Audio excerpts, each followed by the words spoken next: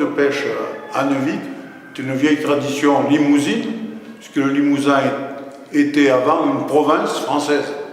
Et maintenant c'est l'Aquitaine, mais enfin bref.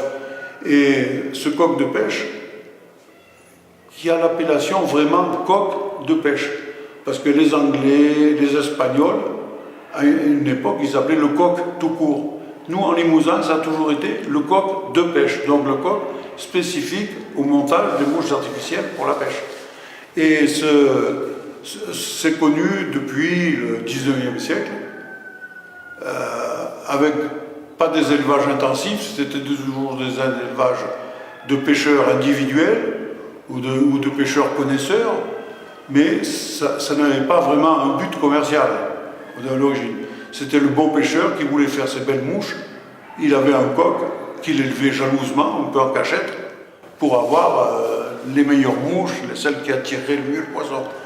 Et puis progressivement, ça a pris un peu d'extension, si bien qu'à la fin du 19e siècle, pas loin d'ici, à Aubusson, en Creuse, donc qui est un département du Limousin aussi, il y avait un monteur de mouches professionnel qui s'appelait l'Héritier, monsieur l'Héritier, qui montait déjà des mouches pour les vendre dans le commerce.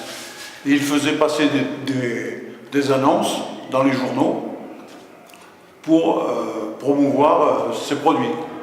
Et il mettait bien mouches artificielles fabriquées avec les plumes de coq élevées dans le pays. Ce qui veut dire qu'il y avait déjà une grosse tradition. Et puis, ça a perduré, ça a continué, mais toujours pas du point de vue vraiment professionnel. Le professionnalisme dans l'élevage, professionnalisme est un peu entre guillemets, quoi. Dans l'élevage, ça date des années 60, 1960. Parce que ici, il y avait un éleveur de coqs qui s'appelait Guy Plat, qui lui a fait un élevage intensif. Pour faire cet élevage intensif, il a sauvegardé toutes les meilleures souches du Limousin qu'il a acquis et qu'il a mis dans son élevage. Ce qui fait qu'il avait un élevage de plus de 450 coqs. C'est un peu grâce à lui qu'on peut dire que le coq de pêche s'est développé. Et à sa suite, d'autres ont fait un peu comme lui. Pas d'une façon si magistrale, pour avoir un élevage de 450 volailles, ça fait beaucoup. Quand on sait que quand je dis 450 coqs, c'était 450 coqs. À côté, il y avait toutes les poules, les poussins, les poulets, enfin, donc il fallait avoir beaucoup de superficie pour pouvoir faire ça, avec une réglementation très, très spéciale aussi. Et il s'est mis à commercialiser des mouches. Il allait beaucoup dans le Léon, en Espagne aussi, donc il a vu autre chose aussi là-bas. Ils se sont un peu motivés pour avoir des beaux coqs. Et le concours de Neuvic, il est venu de ça. Ce Guy-là, c'est un docteur vétérinaire qui était appelé dans les élevages pour soigner les coqs qui étaient malades, ou qui s'étaient fait blesser, ou qui avaient été blessés par un prédateur, ou qui s'étaient battus entre eux. Ce docteur vétérinaire, qui était natif de Neuvic, le docteur Turlet, a eu l'idée de faire un concours où les plus belles souches, puisque j'en suis pas venu encore à parler des races, mais là on parle surtout de souches, puisque le coq de pêche c'est quand même pas une race, et où les plus belles souches seraient représentées, seraient montrées au public et soumises à un œil de jury pour en juger et classer les meilleurs coqs de la région. Et ce concours a débuté il y a une quarantaine d'années, exactement, une quarantaine d'années, avec une grande popularité. Là, en ce moment, un peu moins, parce que je ne sais pas s'il y a un peu de lassitude, mais enfin, il y a encore les plus beaux coqs de la région sont représentés à Neuvic. Parce que gagner le concours de Neuvic, c'est remporter la palme de Cannes du cinéma, quoi. Gagner à Neuvic, ça veut dire qu'on a un élevage vraiment formidable. Voilà un peu l'historique du concours. Et ce concours a eu lieu tous les ans sans interruption depuis 40 ans. Toujours le 1er mai, ce concours. Alors le nombre de participants varie beaucoup. On a été jusqu'à 250 coqs présentés. Hein, là, on va être autour de 150. Et parce que je crois qu'il y a une nouvelle réglementation pour le transport et l'élevage qui fait que gêne un peu les petits éleveurs qui faisaient ça uniquement pour s'amuser. Et il y en aura un peu moins, mais la qualité est toujours là. Maintenant, au début, on avait des fois 200 coqs, mais sur les 200, il y en avait une cinquantaine qui n'avaient rien à faire à Neuvic, qui ne représentaient pas le coq de pêche tel qu'on l'entend et tel qu'il est soumis à l'œil expert du jury. Voilà. Donc c'est un peu l'histoire du concours. Alors les meilleurs sont récompensés, une récompense, et puis surtout ils reçoivent un trophée et qui prouve qu'ils ont gagné à Neuvic. Alors c'est montrer le trophée de Neuvic, c'est quelque chose quoi déjà. Et alors dans les catégories, il y a 3 catégories majeures. Il y a le coq adulte, donc qui est apte déjà à faire des mouches artificielles. Il y a le coq jeune, c'est-à-dire le coq qui est né dans l'année, qui est promis à un bel avenir ou pas d'ailleurs. Hein. Et puis, il y a une 3e catégorie qui regroupe les deux. C'est ce qu'on appelle la catégorie élevage. L'éleveur qui peut présenter un ensemble d'adultes et de jeunes très homogènes et qui est dans le haut du classement, il remporte le prix d'élevage. Ça prouve parce qu'il y a des éleveurs qui ont qu'un coq, mais il y a des éleveurs qui font vraiment l'élevage avec plusieurs. Voilà, sinon on a incorporé depuis quelques années les poules aussi, puisque finalement, pour qu'il y ait des coqs, il faut qu'il y ait des poules. Alors, on peut juger, mais ça devient assez suggestif, quoi, le jugement d'une poule, parce que c'est pas la plume qui est la plus utilisée pour monter les mouches.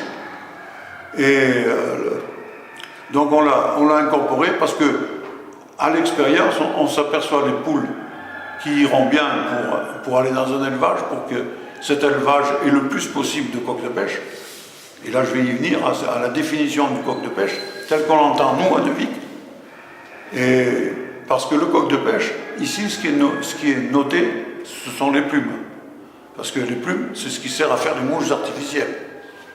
Comme dans les campagnes, il y a des élevages où ils favorisent la ponte pour avoir des œufs, pour que les fermières puissent sur les marchés vendre leurs œufs. Il y a les races de chair aussi pour avoir de la viande. Et nous, c'est les races de plumes qu'il y faut. Donc, ces coqs naissent et sont élevés pour ça, pour la qualité de leurs plumes. Et si possible, l'améliorer de mieux en mieux, cette plume. Parce que le coq de pêche, c'est pas une race. Autant on peut dire qu'il y a des races Rhode Island, il y a des races Plymouth Rock, il y a des bleus de Bresse, il y a tout un tas de races de coqs, les Batam, tout ça. Le coq de pêche, c'est un coq qui est issu, c'est un mélange de plusieurs races, et un mélange incontrôlé. Souvent, ce qui se passait dans les fermes, c'est que les poules étaient fécondées par des coqs, mais sans aucune notion scientifique ou d'élevage. C'était au petit bonheur la chance. Et de temps en temps, il sortait un coq de pêche, parce qu'il avait tout un tas de gènes en lui, et ces gènes faisaient qu'il y avait cette couleur grise, un peu indéfinissable, ce gris que tous les pêcheurs, surtout en mouche sèche, aiment bien. Hein, et de temps en temps, il en sortait un comme ça. Ce qui fait que l'élevage était assez aléatoire. Il n'y avait pas la notion scientifique. On met un coq de race pure avec une poule de race pure. On sait que ceux qui vont naître, ce seront de race pure. Et que là, on ne savait pas. Hein, et alors, c'était aléatoire. Ce que Guy Plat, donc l'éleveur qui avait le plus d'expérience dans la région, me disait que sur 400 coqs, sur 400 naissances, puisqu'à la fin, les œufs étaient couvés par des couveuses électriques. Hein. Et il me disait que sur 400 naissances de coqs, il fallait déjà enlever 200 poules. Il y avait 200 poules déjà qui n'étaient pas des coqs.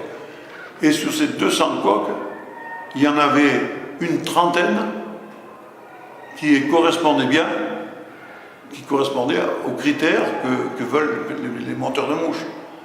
Une trentaine. Ce qui ne voulait pas dire que sur les 30, ils étaient tous bons. Mais il y en avait une trentaine qui avaient ce gris, parce qu'il en sortait des noirs, il en sortait des blancs, des roux. Et sur les 30, il y en avait 10 qui étaient très bons. Et sur les 10, il y en avait un ou deux qui étaient exceptionnels. Donc ce qui veut dire que l'élevage, ce n'était pas un élevage facile, quoi. Et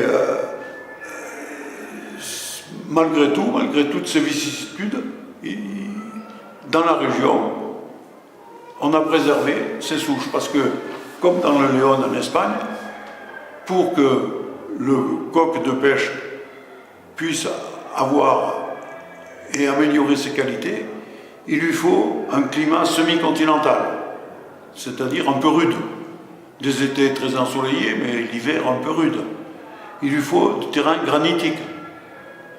Il lui faut une bonne exposition au soleil. Et puis une certaine radioactivité.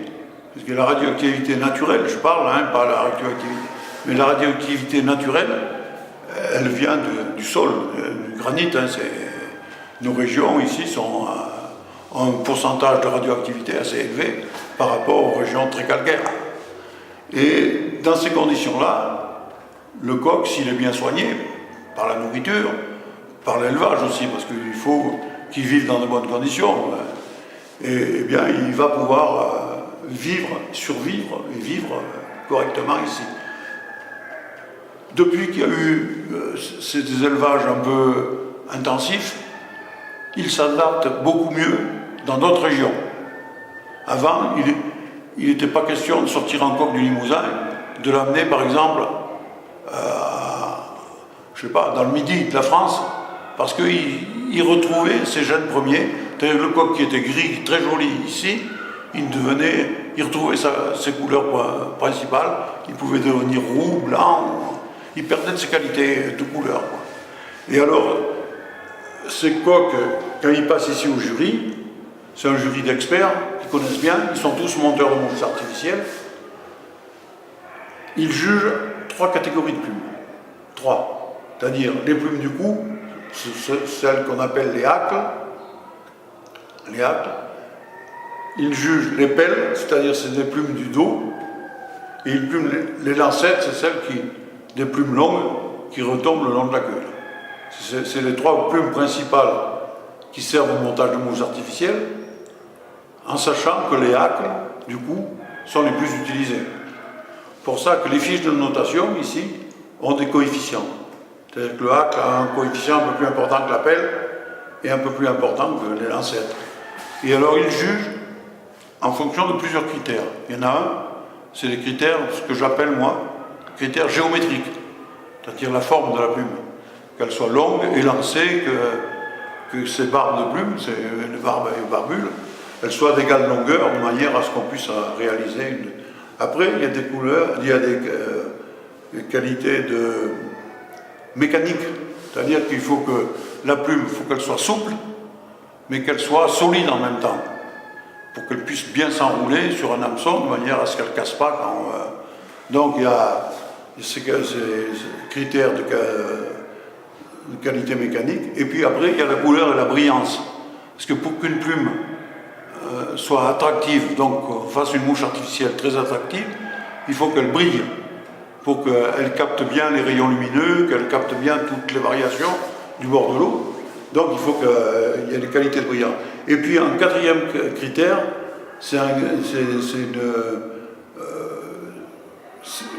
le coq, il fournit plus ou moins de plumes. Donc c'est une question de densité. Il y a des coqs qui ont beaucoup de plumes utilisables, d'autres qui en ont moins. Donc ça entrera dans la notation. Et en plus, comme c'est un concours, il y a une note qui est attribuée sur la beauté du coq.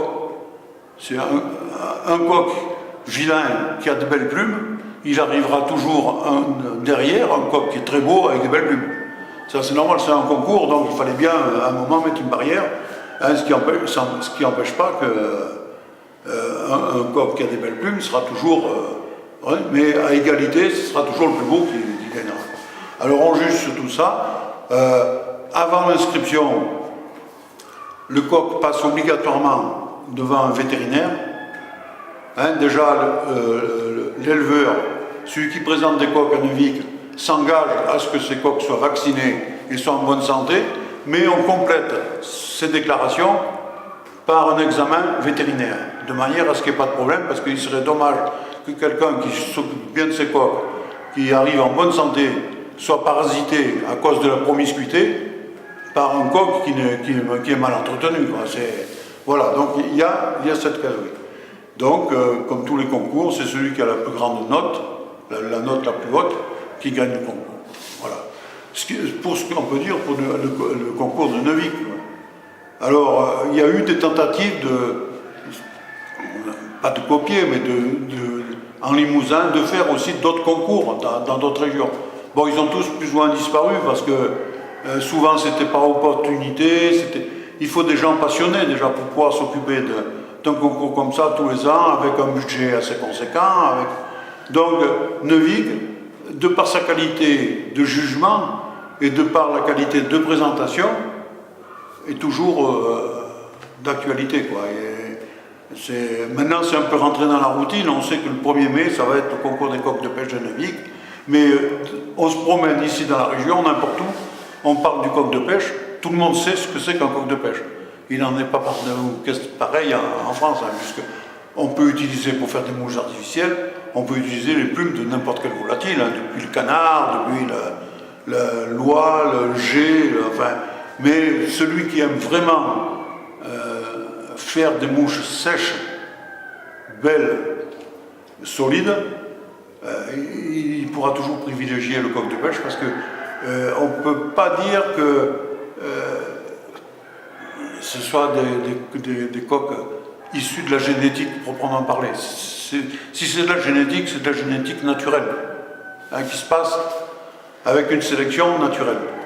Lorsque le classement provisoire a été fait, comme on suit la notation de façon informatique, on sait à tout moment le classement.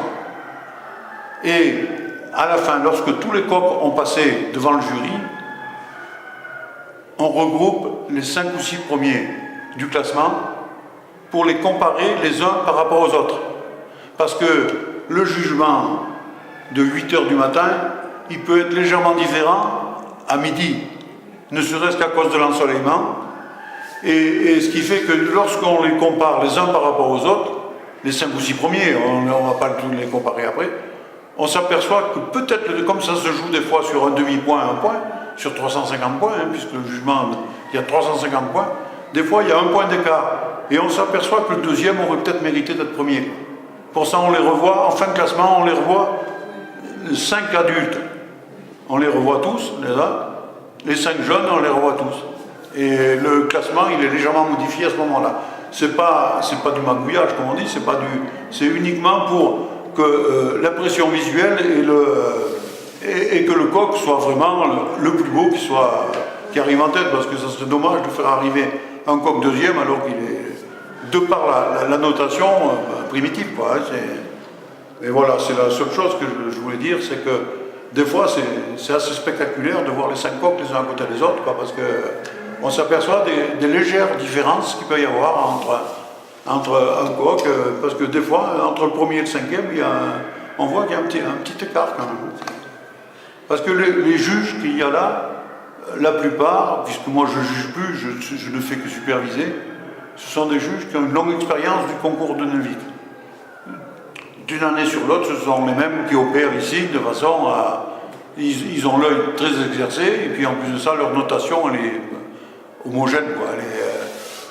Leur notation ne se contrarie pas d'une année sur l'autre. C'est ce qui fait qu'on peut suivre le... Et alors, une autre précision, qui était surtout valable il y a quelques années, je crois que maintenant ça l'est moins, c'est que les coqs jeunes, qui avaient la moyenne, c'est-à-dire comme ça, le jugement porte sur 350 points, un coq jeune qui avait 175 points, il avait la moyenne, il était bagué. Il recevait une bague qui était un peu le label de Neuvik. Il était passé à Neuvik, donc il avait été jugé déjà... parce que ce qu'on ne peut pas prédire, un coq jeune qui est promis à un bel avenir, quand on le voit, des fois il ne vaut plus rien un an après.